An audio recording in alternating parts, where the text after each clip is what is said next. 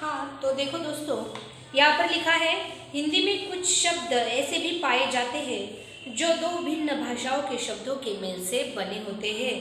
अब वे शब्द हिंदी के ही बन गए हैं। जैसे अब देखो, यहाँ पर मैंने कुछ लिखा है। क्या लिखा है? ये देखो, ये लिखा है मैंने तत्सम, ये लिखा है तद्भव, ये देशज और ये विदेशी। अब तत्सम शब्द क्या होता है? यहाँ पर संस्कृत लिखा है मैंने आगे, ठीक है। तो संस्कृत भाषा से हिंदी ने जिन शब्दों को स्वीकार किया है उन शब्दों को तत्सम शब्द कहा जाता है। हिंदी ने जिन भाषाओं को संस्कृत से जैसे का वैसा स्वीकार किया है उन्हें तत्सम शब्द कहा जाता है, ठीक। और इस संस्कृत का जो बिगड़ा हुआ रूप है जो हिंदी में है उसे तद्भव कहा जाता है, ठीक। उसके बाद देशज शब्द, देशज है अपने यहाँ के शब्द, जैसे खटिया, भाकरी, ये शब्द क्या है? देशज शब्द है। और विदेशी शब्द जो अन्य भाषाओं से हिंदी में घुल मिल गए हैं उन्हें विदेशी शब्द कहेंगे, ठीक है दोस्तों। ये मैं आपको बाद में बताऊंगी कि ये किस प्रकार बनते हैं, इनके शब्दों के उदाहरण भी मैं आपको बाद में बताऊंगी। हम यहाँ पे आते हैं विदेशी शब्द। विदेशी शब्द जो विदेश से आए और हमारी हिंदी में घुल मिल गए।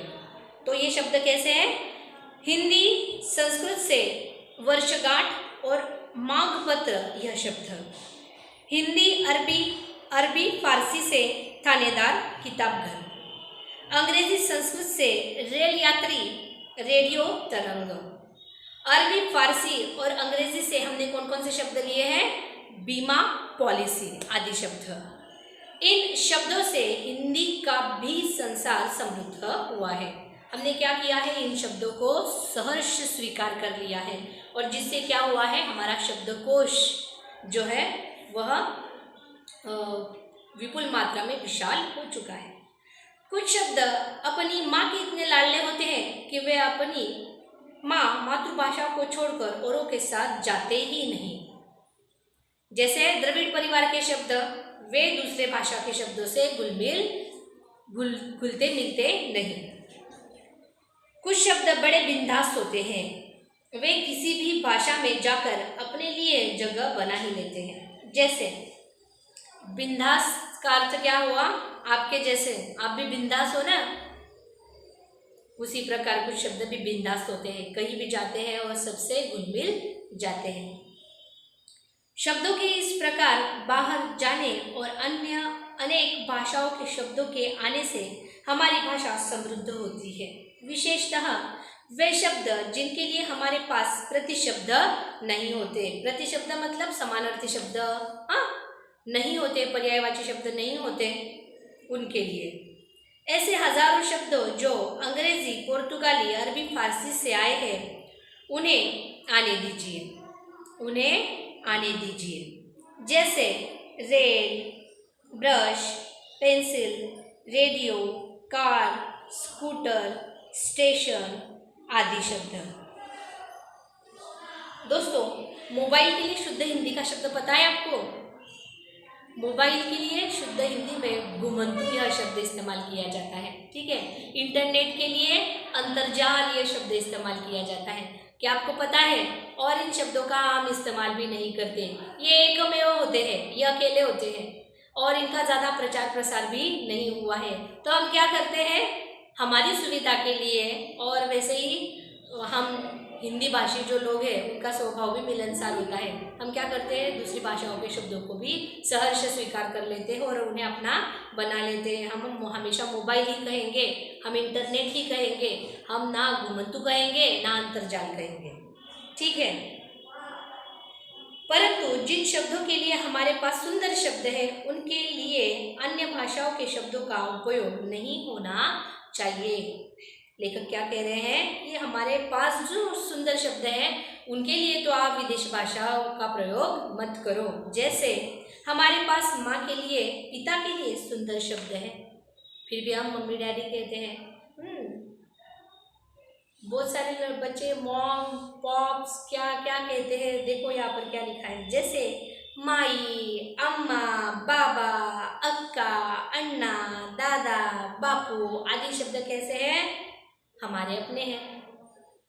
अब उन्हें छोड़ मम्मी डैडी कहना अपनी भाषा के सुंदर शब्दों को अपमानित करना है, क्योंकि हमारे पास सुंदर शब्द होते हुए हम विदेशी भाषा के शब्दों का वहाँ पर प्रयोग कर रहे हैं। हमारे मुख से उच्चारित शब्द हमारे चरित्र, बुद्धिमत्ता, समझ और संस्कारों को दर्शाते हैं। जैसे आप बोलते हो उससे आपके संस्कारों का पता चलता है, उससे आपके बैकग्राउंड का पता चलता है कि ये बच्चा सुसंस्कृत है या ऐसे ही इसके घर में इसे कोई सिखाता नहीं, ये तो बड़ा अशुद्ध बोलता है, ये तो क्या करता है, बड़ा ऐसे रफ भाषा का प्रयोग करता है। हमें हमेशा क्या करना चाहिए, अच्छे शब्दों का इस्तेमाल करना चाहिए। और अच्छे शब्दों का इस्तेमाल हम कब करेंगे, जब हम अच्छी पुस्तकें पढ़ेंगे। हाँ, अच्छी पुस्तकें पढ़ने से और प्रयास करने से, प्रयत्न करने से हम अच्छी भाषा बोल सकते हैं। शब्दों के उच्चारण के पूर्व हमें सोचना चाहिए, है ना। शब्दों के उच्चारण से पूर्व हमें सोचना ज़रूर चाहिए, क्योंकि मुंह से निकले हुए शब्द और बाण से नहीं, तीर से निकला हुआ बाण वापस नहीं आते, इसलिए हमें सोचना ज़रूर चाहिए। कम से कम शब्दों में अर्थपूर्ण बोलना और लिखना एक कला है, इसलिए भाषा में अनेक शब्दों के लिए एक शब्द, कहावतें, मुहावरे ये दिए हुए होते हैं। क्योंकि कहावतें, मुहावरे अनेक शब्दों के लिए एक शब्द, ये क्या करते हैं, गागर में सागर भरने का काम करते हैं। जैसे सुनो, हमें बोलना तो बहुत कुछ होता है, पर केवल एक वाक्य बोलने से हम हमारा काम चला सकते हैं। यदि हमें कहना है की त्याला काही येत नाही रे बाबा, आपण तो नुसतं रिकामे नाटकं करत असतो आणि नुसता शो ऑफ करत असतो, तो हम क्या कहेंगे, नाच न जाने आंगन टेढ़ा। हाँ देखो सुनो, यह कला विविध पुस्तकों के वाचन से, परिश्रम से साध्य हो सकती है। मात्र एक गलत शब्द के उच्चारण से वर्षों की दोस्ती में दरार पड़ सकती है। अब किस समय किसके सामने किस प्रकार के शब्दों का प्रयोग करना चाहिए, इसे देखो। कब किसके सामने और किस प्रकार के शब्दों का प्रयोग करना चाहिए, ये हमें कैसे पता चलेगा, ये अनुभव, मार्गदर्शन, वाचन और संस्कारों द्वारा ही सीखा जा सकता है। यदि आपको अनुभव नहीं होगा कि नहीं ये शब्द बोलने से दोस्ती में दरार आ जाती है, ये शब्दों का प्रयोग नहीं करना चाहिए। मार्गदर्शन, अरे असं काय बोलतोस, ऐसा क्यों बोल रहे हो बेटा, ऐसे नहीं बोलना चाहिए, शब्द गलत है, ये हुआ मार्गदर्शन। वाचन, हम खुद पढ़ेंगे, खुद समझेंगे, है ना। और संस्कार, हमारे बड़े बुजुर्ग जो हमें संस्कार देते हैं, वो संस्कार हमारी भाषा को विकसित करने में सहायता करते हैं। सुंदर, उपयुक्त और अर्थमय शब्दों को और अर्थपूर्ण शब्दों से जो वाक्य परीक्षा में लिखे जाते हैं, उस कारण ही अच्छी श्रेणी प्राप्त होती है। देखो, अनाप शनाप शब्दों का प्रयोग हमेशा हानिकारक होता है। क्या आप कुछ भी उत्तर लिखते हो तो आपको उसको मार्क्स मिलते हैं? बिल्कुल भी नहीं मिलते। आप यदि सही उत्तर लिखते हो तो ही आपको मार्क्स वहाँ पर मिलते हैं। प्रत्येक व्यक्ति के पास स्वयं की शब्द संपदा होती है। इस शब्द संपदा को बढ़ाने के लिए साहित्य के वाचन की जरूरत होती है।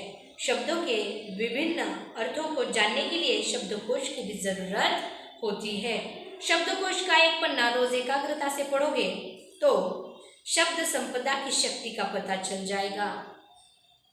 लेखक हमें सुझाव दे रहे हैं कि हमें क्या करना चाहिए, हमें साहित्य का वाचन करना चाहिए, साहित्य को पढ़ना चाहिए। इसलिए तो हमें पाठ्य पुस्तक या हमारे अभ्यासक्रम में विषय दिए हुए हैं। कौन कौन से भाषा के, हिंदी, अंग्रेजी, मराठी, ये क्यों दिए हैं आपको, क्योंकि उससे आप आपकी अभिव्यक्ति उत्तम बना सको, अच्छी बना सको। इसलिए क्योंकि हम अभिव्यक्त नहीं होंगे तो हमारे पास जो ज्ञान है वो दूसरों को पता ही नहीं चलेगा। तो अब तय करो कि अपनी शब्द संपदा बढ़ानी है, इसके लिए वाचन संस्कृति को बढ़ाओ, पढ़ना शुरू करो, तुम भी शब्द संपदा के मालिक हो जाओगे। लेखक सुझाव दे रहे हैं कि तुम्हें क्या करना है, अच्छे अच्छे पुस्तकों को तुम्हें पढ़ना है, वाचन संस्कृति को विकसित करना है, उसे बढ़ावा देना है और स्वयं भी विकसित होना है, स्वयं के शब्द ज्ञान को बढ़ाना है, स्वयं की शब्द संपदा को बढ़ाना है और एक अच्छे वक्ता, अच्छे व्यक्ति आपको बनना है, सुसंस्कृत व्यक्ति आपको बनना है। ठीक है दोस्तों।